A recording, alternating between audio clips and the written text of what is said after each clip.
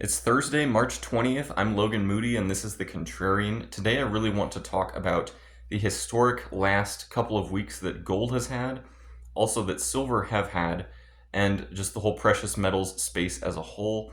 I also want to talk about my expectations going forward, why I still remain bullish on both gold and silver, but I do expect silver to start to outperform pretty soon, and especially the mining complex. So, first off, talking about gold, why gold has really broken out, of course, breaking through the $3,000 an ounce barrier, now closing yesterday.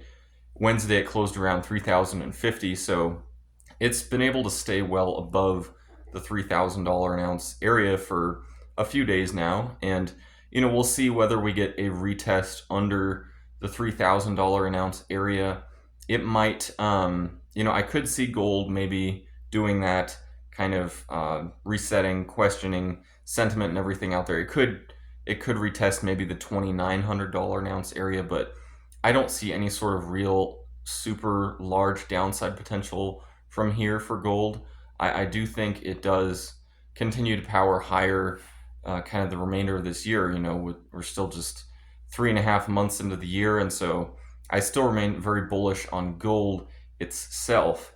Now, why gold has really outperformed silver and especially the miners so far is just looking at where the demand for gold has come from. It's come from central banks around the world beginning to sell off US treasuries, sell off other sort of, assets that are someone else's liability, and instead purchase something like physical gold that is a pure asset, a pure tier one asset, by the way, that is no one else's liability. So there is not that counterparty risk that comes with something like a treasury or even something like the US dollar, because a dollar today is not the same as a dollar 5 years from now. And increasingly, central banks are becoming more and more skeptical of, just the future purchasing power of whether it be the dollar or Chinese yuan, the ruble or whatever. Just the whole fiat currency complex generally is becoming a less desirable place just for, the central bank's balance sheet to hold their assets. And so gold is kind of the primary thing that they've been shifting to in recent years. And of course, the last few months, we've seen a dramatic acceleration just in the quantity of gold being shipped around the world. Looks like some kind of repatriation going on of gold perhaps coming back to the United States now, whereas previously it had been gold pretty much just going to Eastern countries. It might be going to back to Western nations as well. So that is an interesting trend to see as well that has just started happening in the last few months. Silver, and the mining complex really haven't performed as well as gold, and I think that has kind of kept investor sentiment and overall enthusiasm kind of muted in the whole precious metals space. Just because gold bullion, physical gold, yeah, that's nice if that's performing to the outside and to the upside if you have it. But a lot of people, have silver or they have miners. And typically, looking at previous precious metals bull markets, it is actually typical to expect gold to kind of lead the performance, lead the first year or two, and then for silver and the miners to play catch up for the remainder of it. So, it really doesn't bother me that they haven't participated very much yet. I mean, they have participated along with gold, but it's not the typical, 2 to 3 times what you see in gold that they've done. So I would expect probably any week or month now, close, that silver would start to, break out as well, that the miners would start to break out. I mean, the miners are already raking in record amounts of cash because, they're selling, especially the gold miners, they're selling their gold. Let's say that there's a $1,000 an ounce break even level. They're now making over $2,000 every ounce.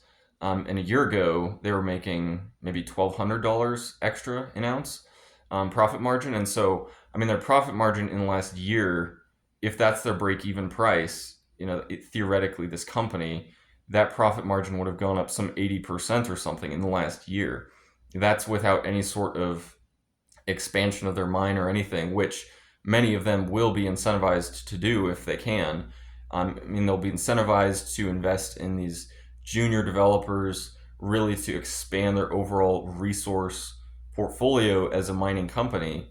They'll be incentivized also to kind of look at projects that were not economically feasible at $2,000 or even $2,500 an ounce, but now that gold is $3,000 an ounce heading higher, they can really kind of revisit these projects that have been put on hold or just kind of divested from because it's not as economically feasible, whereas now the economics really do make sense. And so it's kind of, I would say, once you start to see the pickup in overall performance of silver and the miners, that you'll probably start to see the mainstream media and just your average investor start to talk a lot more about the precious metals space.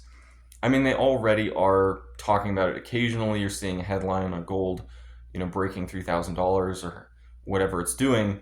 You have seen that some, but there's not really the kind of, overall enthusiasm that you typically see that comes with the kind of price action that will come once you start to see silver break out, the miners break out. And ironically, it's kind of, I would say, once everyone's starting to talk about it, once you're seeing headlines all over the place about how everyone needs to own, precious metals or miners in their portfolio, that's actually going to be when I'm starting to kind of de-risk, take risk off the table because, you could still see performance to the upside, even with a lot of investor enthusiasm, but it's kind of like once you start to get the boat, getting everyone in the boat, there's only a certain number more people who can get in, who want to get in. And so it's at that point that I myself will kind of be, taking some profits off the table. That is definitely not happening yet. I'm starting to see, some overall enthusiasm out there grow, but it's nowhere near what I would expect or need to see to start to take some profits off the table. Talking about, why gold, I talked about why gold has really outperformed everything, central banks being the primary buyer, talked about, why I expect silver to break out. Silver, once it breaches, I would say the $35 an ounce area, there isn't a whole lot of resistance levels between that and actually the previous all-time highs. So, silver could run from 35 to 50 fairly quickly, probably see a lot of selling around the $50 an ounce area. Kind of like what I mentioned, gold might kind of retest the $2,900 an ounce area, or it could just continue to kind of head higher from here. I'm not quite sure which is most likely, but going from 3,000 down to 2,900 is not big downside at all.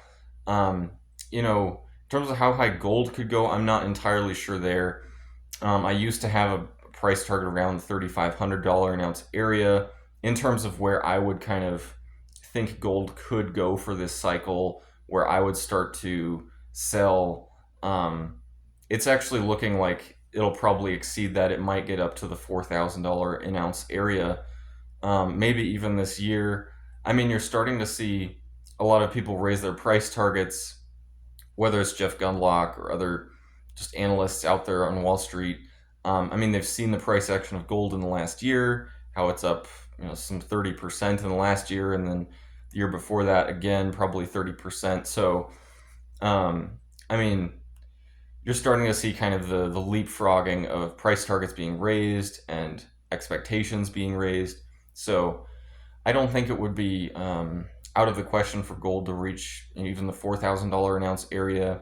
I'm not quite sure where I would put a target myself, but definitely it'll kind of depend on what the price action of silver does, the overall kind of enthusiasm or lack thereof in the mainstream Wall Street media and everything like that. So I'd love to know what all of you think about this in the comment section below. I really wanted to make a video again, just talking about gold and silver. I've talked about it, this whole market, quite a bit in the last 2 to 3 years. We really are starting to see just the rate of things pick up that are happening.